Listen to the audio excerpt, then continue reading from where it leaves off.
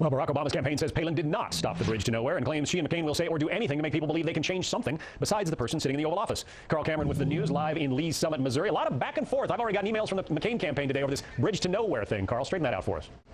Oh, it's not an easy one to straighten out at all, John. There's a lot of sort of nuance involved in how this plays out.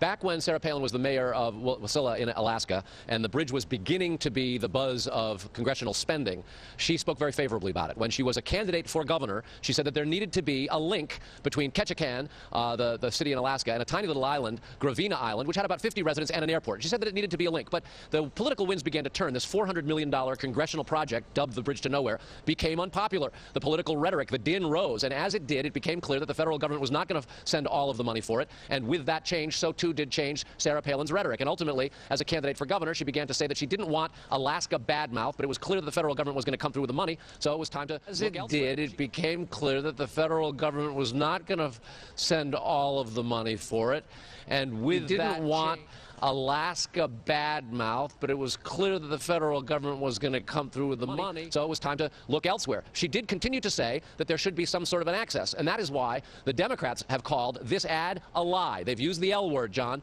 58 days left before elections, and the Obama campaign is accusing the McCainiacs of lying about this Bridge to Nowhere issue. But Sarah Palin can point to a number of things that she did and said that made it very clear that in the end she was against it.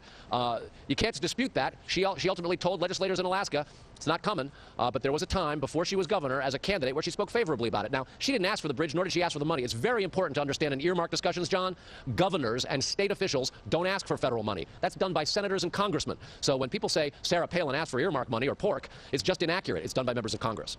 Carl Cameron reporting live with the McCain campaign. Carl, thank you.